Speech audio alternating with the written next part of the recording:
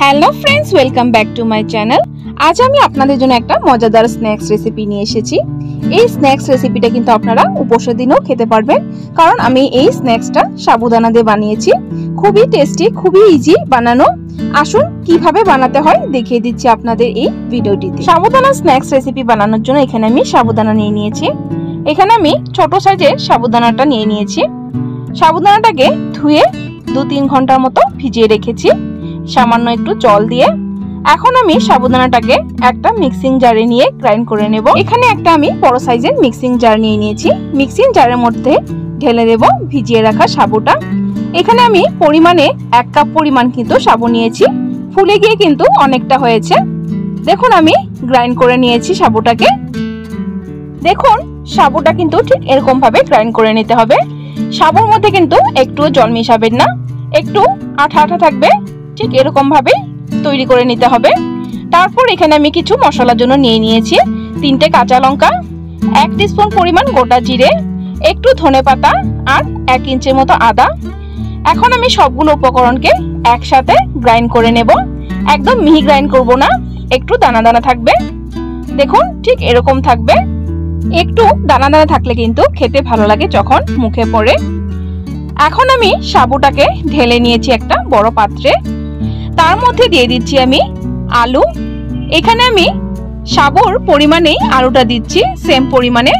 সামান্য কম বেশি হতে পারে, কিন্তু খুব একটা কম বেশি করবেন না। তারপর দিয়ে দিচ্ছি সম্পূর্ণ পরিমাণ গ্রাইন্ড করে রাখা মশলাটা। দিয়ে দিচ্ছি 1/2 টিস্পুন পরিমাণ ব্ল্যাক পেপার পাউডার।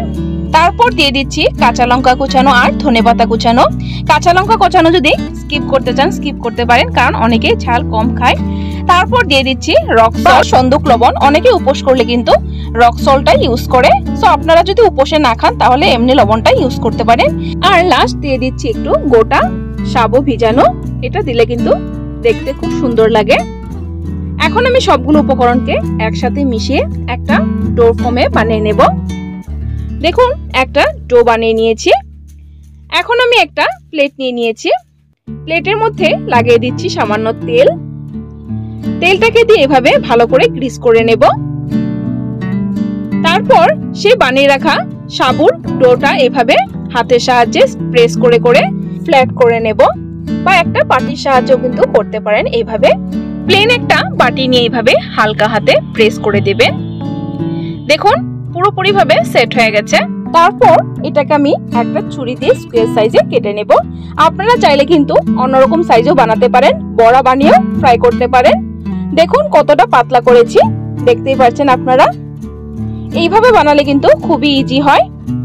এখন আমি স্কোয়ার শেপে কেটে নেব। আপনারা চাইলে যে কোনো শেপে বা যেরকম ধরনের আপনারা পছন্দ করেন সেরকম ভাবে নিয়ে ফ্রাই করতে পারেন, কারণ শেপে কোনো টেস্ট বদলায় না, সেমই আসে, শুধু দেখতে একটু অন্যরকম লাগে। দেখুন আমি স্কোয়ার শেপে কেটে এইভাবে হালকা করে উঠিয়ে নিয়েছি। পাত্রে একটু তেল লাগিয়ে নিলে কিন্তু খুব সুন্দরভাবে উঠে যায়। এখন আমি যাচ্ছি ফাইনাল প্রসেসে। স্ন্যাক্সটাকে ফ্রাই করার জন্য দিয়ে দিয়েছি আমি সাদা তেল। তেলটাকে হাই ফ্লেমে পুরোপুরি ভাবে গরম করে নিতে হবে। তারপর মিডিয়াম ফ্লেমে রেখে এইভাবে আস্তে আস্তে করে দিয়ে দিতে হবে একটা একটা করে। সবগুলো বড়া আমি দিয়ে দিয়েছি। এখন কিন্তু আমি বড়াগুলোকে নাড়বো না, একটু সময় রেখে দেব এইভাবেই। 2 মিনিট পর আমি আবার উল্টে দেব। গ্যাসের ফ্লেমটা কিন্তু মিডিয়ামে রেখে ফ্রাই করবেন। দেখুন আমার বড়াগুলো কিন্তু ফ্রাই করা হয়ে গেছে। একটা প্লেটে আমি ট্রান্সফার করে নেব। বড়াগুলো যদি আপনারা আরেকটু হালকা করে ফ্রাই করতে চান তাহলে আরেকটু হালকা করে ফ্রাই করে নেবেন আপনাদের পছন্দ অনুযায়ী। বাকি বড়াগুলো সেম প্রসেসে আমি ফ্রাই করে নেব। বড়াগুলো কিন্তু একদম পারফেক্টলি তৈরি হয়েছে, একটুও ভাঙিনি বা ভিতরে সাবুটা বের হয়ে যায়নি। দেখুন খুবই ক্রিস্পি হয়েছে। ভিতরের অংশটা একটু দেখিয়ে দিচ্ছি আপনাদেরকে। উপরটা একদম ক্রিস্পি, ভিতরটা কিন্তু খুবই সফট, একদম স্মুথ হয়েছে দেখুন। তো বন্ধুরা, এই স্ন্যাক্স রেসিপিটা আপনারা ঘরে অবশ্যই ট্রাই করবেন। ট্রাই করে আমাকে কমেন্ট বক্সে জানাবেন কেমন হয়েছে। ভালো লাগলে একটা লাইক দেওয়ার জন্য অনুরোধ রইল। আর আমার চ্যানেলে যদি নতুন বন্ধু হয়ে থাকলে চ্যানেলটাকে অবশ্যই সাবস্ক্রাইব করে দিবেন। সাবস্ক্রাইব করে পাশে থাকা বেল আইকনটা প্রেস করে দিবেন, তাহলে আমার চ্যানেলে নতুন ভিডিও আসলে আপনারা নোটিফিকেশন পেয়ে যাবেন।